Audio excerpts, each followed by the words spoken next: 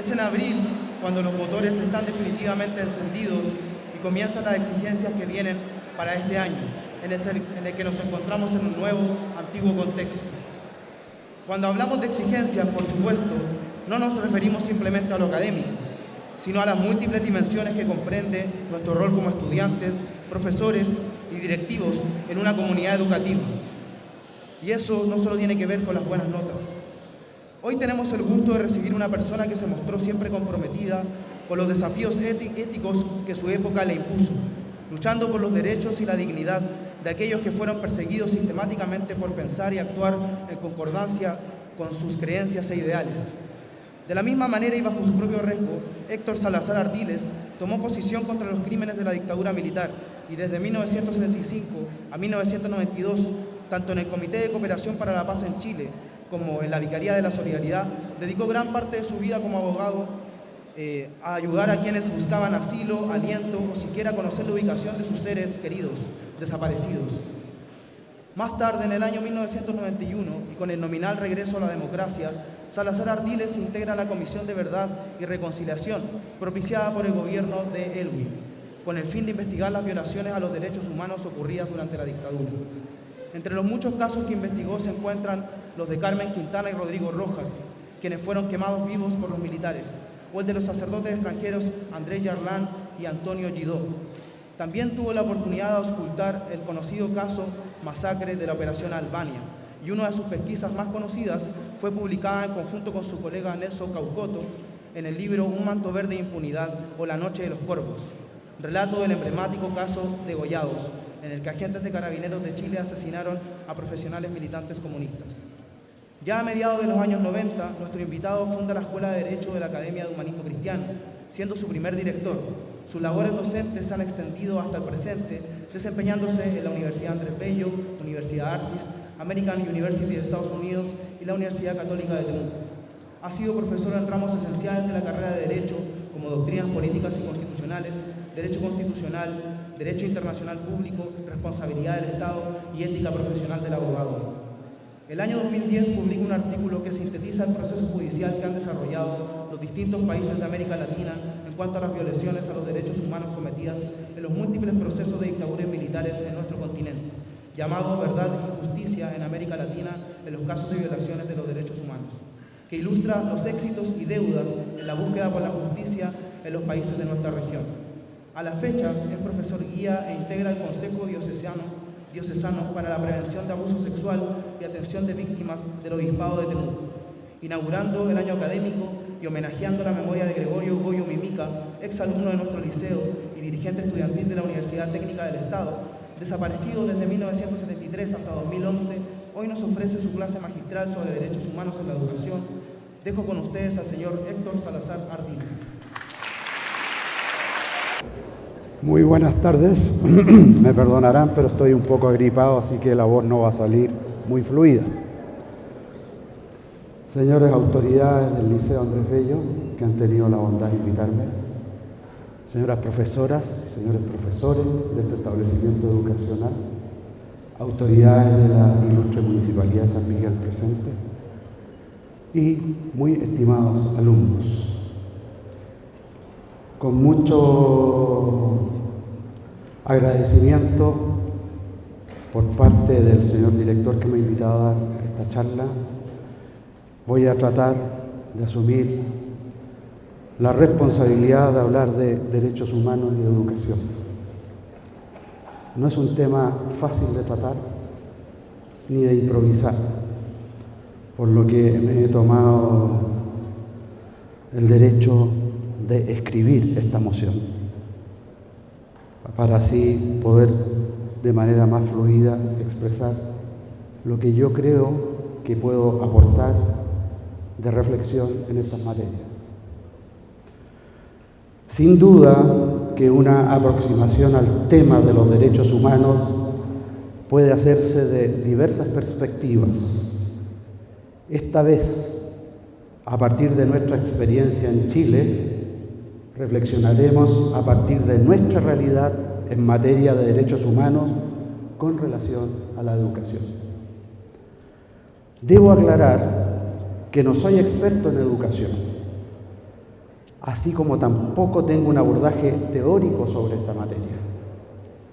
Sin embargo, diversas circunstancias históricas vividas en nuestro país han contribuido para que, casi en forma inevitable, derivara primero en el campo de la defensa de las víctimas de violaciones a los derechos humanos y luego, casi inevitablemente también, a la educación y formación en los mismos.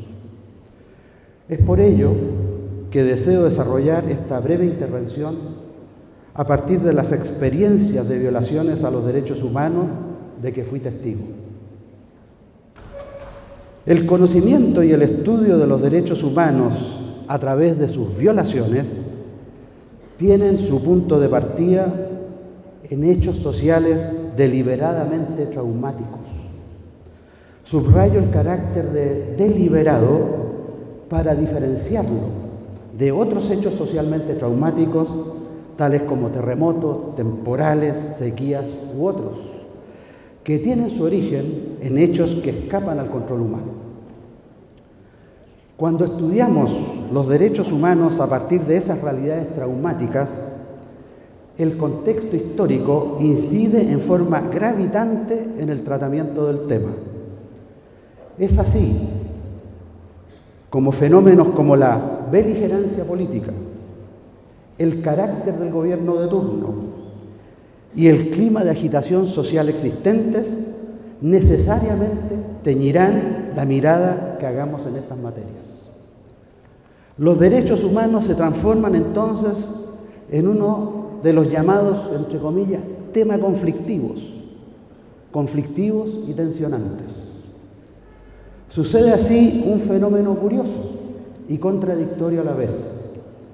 Una materia que debería ser un referente de unión, un punto de partida común que a todos nos interpretara, se transforma en causa de divisiones, motivo de escándalo y da origen a profundos enconos. Lo que en definitivo ocurre es que el tema de los derechos humanos pierde uno de sus caracteres más distintivos, su universalidad.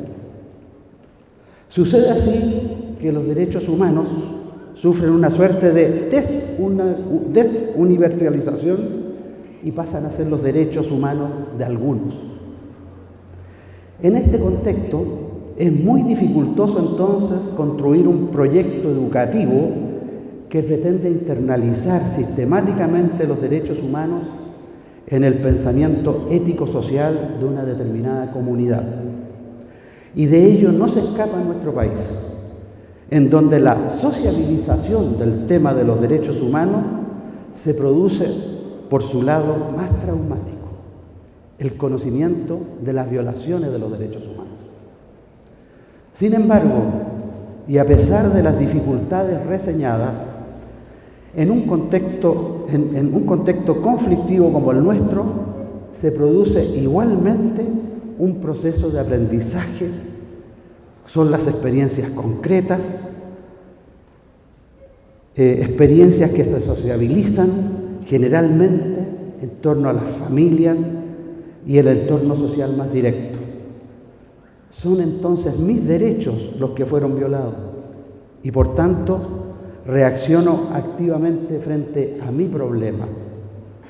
Sucede así que la forma como procese mi experiencia personal determinará muy marcadamente el aprendizaje que experimente en torno a los derechos humanos y, en consecuencia, lo que en relación a esta temática pueda proyectar en mi entorno inmediato.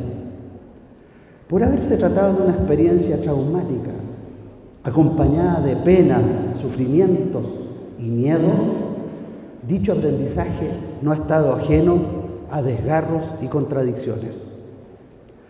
Se ha tratado, por cierto, de una forma muy sui generis de aprender, que ha conllevado a menudo la adopción de una actitud negadora. Olvidarme lo más pronto posible de esa experiencia traumática, ocultar los hechos, que no se hable de ellos. Detrás de esta actitud se esconde una especie de asociación simbiótica entre los derechos humanos y el miedo. Y este último pasa a tener el tema de manera importante. En Chile es común vivir la experiencia de que cuando se nombran aquellas dos palabras, derechos humanos, casi automáticamente se baja la voz. Las personas se miran de reojo para comprobar que están entre gente de confianza y se instala un clima de temor. Sin duda, la experiencia de nuestro pasado reciente pasa a gravitar decisivamente en el ambiente y salen a relucir esos fantasmas que aún persisten en acompañarnos. Pero así como es frecuente encontrar actitudes de esa naturaleza, también es posible descubrir casos en que esa experiencia ha permitido desarrollar un proceso personal de descubrimiento de cosas esenciales que ha provocado un cambio profundo, conversión le llaman algunos, en la persona. La experiencia más reciente respecto a la conmemoración de los 40 años del golpe militar y la serie de reportajes transmitidos por la televisión son un ejemplo elocuente de aquello.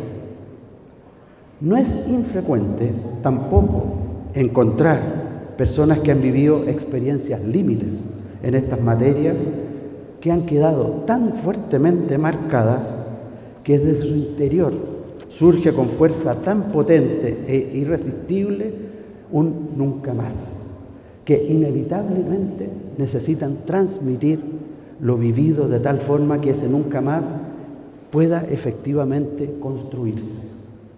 Pero decíamos que la tendencia más general es el retraimiento de la víctima frente al tema y su tendencia a la negación. Se plantea entonces un tremendo desafío, teniendo en cuenta el tremendo potencial educativo que presentan estas personas que sufrieron. Se hace necesario buscar mecanismos que permitan que ellas se transformen en agentes formadores. Nadie mejor que ellas podrán transmitir aquellas convicciones necesarias de instalar en la conciencia de las personas. Y el respeto y la promoción de los derechos humanos ganarán un escalón. Sin embargo, aquí se produce otra paradoja. Las sociedades, y la nuestra no ha escapado a aquello, tienden a aislar a las víctimas de violaciones de los derechos humanos, en la medida que ellas tratan de ser reconocidas como tales en la comunidad. Este fenómeno se ha producido tanto a nivel individual como grupal, pasando a ser estas víctimas y sus organizaciones de derechos humanos entes marginales. Así como las sociedades tienden a esconder o ignorar sus locos, sus marginales, sus lisiados y sus pobres, también tratan de esconder o ignorar a las víctimas de los derechos humanos. Ellas, según esta tendencia, nos recuerdan la imagen fea de la sociedad y a nadie le gusta observar el lado oscuro de la comunidad en la que habita. Sin embargo, y a pesar de esas resistencias, aquellas víctimas han estado y siguen estando presentes, incluso sin que ellas se lo propongan. Sucede allí un fenómeno que aún no es posible explicar cabalmente, pero que puede conectarse con esos sentimientos más profundos que se encuentran instalados en la sociedad y conforme a los cuales existe una base ética común a todos que nos identifica y cuya vigencia se ha venido escamoteando. No de otra forma pareciera explicarse el fenómeno de la existencia persistente en nuestro país de agrupaciones de víctimas y o familiares que, no contando con ningún poder real, juegan un rol gravitante en nuestra sociedad en demanda de aquella justicia que aún se les adeuda. Son esas experiencias grupales, aparentemente frágiles, en donde es posible descubrir el tremendo potencial educativo que en materia de derechos humanos ellas representan. Por cierto, que tales organizaciones han nacido para demandar verdad y justicia para las víctimas de las violaciones a los derechos humanos ligadas más directamente a ellos.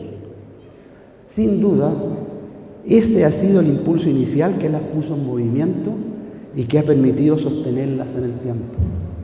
Pero qué duda cabe que a sus objetivos inmediatos fueron incorporando otros menos personalizados y que dicen precisamente relación con tareas de creación de conciencia y difusión del problema, que miradas desde otra perspectiva pueden tipificarse como tareas típicas de educación. Sobre el particular, cabe traer a colación, por ejemplo, la experiencia de la agrupación de familiares de detenidos desaparecidos de Chile. Si bien esa organización mantiene como demanda vigente saber qué pasó con sus seres queridos, tienen conciencia que estos fueron ejecutados y que sus cuerpos clandestinamente ocultados o hechos desaparecer. Estiman que una práctica represiva de tal naturaleza es tan inhumanamente cruel que la lucha que están dando por sus propios seres queridos adquiere especial significado en la medida que con ellas están contribuyendo a crear conciencia para que nunca más vuelva a reeditarse dicho método represivo criminal. Y es en ese campo en el cual efectivamente son incontrarrestables.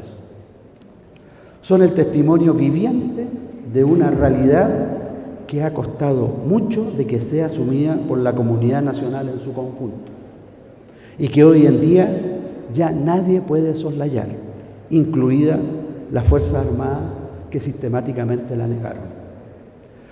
Así como la citada experiencia se muestra notablemente efectiva como medio de formación en el campo de los derechos humanos, también se presentan otras experiencias en las cuales precisamente se logra el efecto inverso. Lo anterior tiene que ver con situaciones donde los derechos humanos han sido el pretexto o el instrumento para la consecución de otros fines, normalmente políticos partidistas. En esos casos, los derechos humanos han pasado a ser un instrumento ideológico puesto al servicio de una facción política determinada. Naturalmente que en un escenario de esa naturaleza, los derechos humanos pierden irremediablemente posibilidades de ser instalados en la conciencia social y se transforman en un tema controvertido, sospechoso y supeditado a otros intereses. Un flaco favor han hecho entonces quienes han puesto el centro de sus intereses partidistas, en el centro de sus intereses partidistas, la bandera de los derechos humanos como tema de agitación y propaganda política funcional a sus objetivos. El llamado a ello es a no generar confusiones en la sociedad y a respetar este patrimonio común de la humanidad, al cual, por cierto, nada obsta para que ellos también puedan adherir, pero nunca manipular. Cabe, por último, desde esta perspectiva, agregar una última reflexión. Teniendo en cuenta la potencialidad que las víctimas de violaciones a los derechos humanos y sus familiares tienen en el campo de la educación, se nos presenta el desafío entonces de cómo hacer que ellas se incorporen a tales tareas, diseñando proyectos específicos que canalicen esas potencialidades. Ojalá que en el futuro inmediato y en los albores de este milenio sea una de las tareas prioritarias en el mundo de los derechos humanos. Muchas gracias. Hoy en día existen pueblos en el mundo que luchan por su conservación. Correcto. ¿Aló? Los derechos humanos son todavía una utopía en el planeta. Es una meta a alcanzar. Hoy en día una prestigiosa organización mundial que se preocupa de denunciar las violaciones a los derechos humanos hizo una denuncia. Dijo, en Venezuela se están violando los derechos humanos. Si tú miras cuál es la reacción de los distintos grupos políticos de nuestro país, incluso de aquellos que sufrieron violaciones de derechos humanos durante la dictadura militar, verán que no hay una dura condena a esas prácticas represivas que están ocurriendo en Venezuela con el pueblo venezolano. Lo que nos está indicando que la profundización de la conciencia y el compromiso, si bien es cierto, tenemos en nuestra historia reciente una experiencia traumática, todavía no la hemos procesado en términos que nos enfoque en estas materias de una manera vital y de compromiso que nos lleve a realizar hacia adelante conductas efectivas de defensa y promoción de los derechos humanos en cualquier punto del planeta donde se violen, independientemente de las opciones políticas del gobierno que allí está instalado.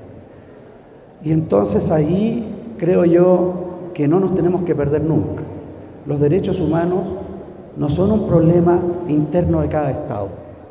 La vigencia de los derechos humanos es una necesidad del universo, del planeta, de todos nosotros. En cualquier punto del planeta donde se violen los derechos humanos es un problema nuestro.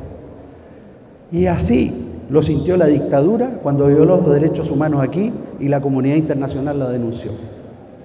Por lo tanto, en tema de derechos humanos no nos tenemos que perder nunca. El tema de los derechos humanos, el cimiento, es la base sobre la cual construimos una convivencia civilizada en cualquier parte del planeta. Si no nos ponemos de acuerdo en eso, quiere decir que hay mucha tarea pendiente todavía por delante. El alumno me ha preguntado que si él tiene conocimiento de que hay una CUSETE en su curso, ¿qué tiene que hacer?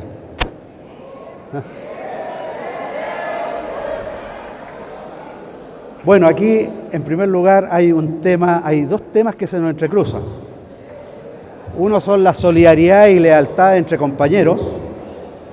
Lealtades que siempre va a ser bueno cultivar, pero hay que distinguir entre lealtades y complicidades. La lealtad siempre tiene que estar presente. La complicidad es vincularse a un hecho negativo. El acusete no es un desleal. El acusete puede ser una persona que ha constatado un hecho negativo y quiere informarlo porque lo estima negativo y lo denuncia. Por ejemplo, ¿qué pasa si en un curso se le hace bullying a un compañero? ¿Se debe denunciar o no? No se pueden hacer cómplices del bullying. Tienen que denunciarlo y tienen que gritar fuerte. Allí entonces es muy importante saber cuáles son los límites y cuáles son las normas de convivencia aceptables en una comunidad escolar como esta. Y alinearse siempre con las normas que hacen posible que esa comunidad se desarrolle y cada cual dentro de ella pueda ser legítimamente y desarrollar legítimamente su personalidad sin afectar su dignidad personal. El acusete entonces, yo diría que es una forma peyorativa de tratar de descalificar a alguien que no está de acuerdo con algo que afecta normas o valores fundamentales de convivencia. Pudiera ser que antes a lo mejor de ir a acusar, hable con quien estima que es responsable y le pida que cese en su acción. Y si después de esa interpelación la acción negativa continúa, tiene todo el derecho a informar de ello, porque se está afectando valores fundamentales de la convivencia. Eso sería lo que yo te podría decir en una comunidad escolar como esta.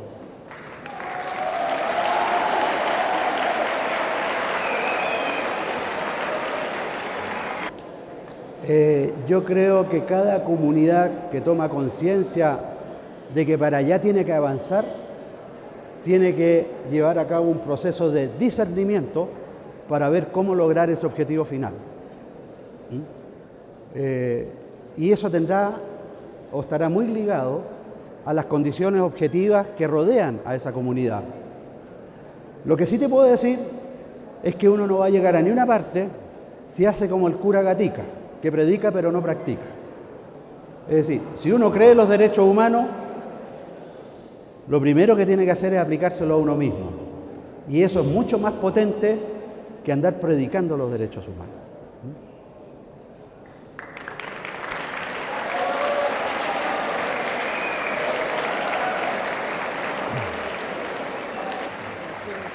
Del liceo. Muchas gracias. Con mucho cariño, espero que haya sido una buena experiencia haber estado con nosotros. Fantástico, fantástico. Muy bien. Espero que haya servido de algo. No, agradecido. Okay. Muchas gracias. Okay.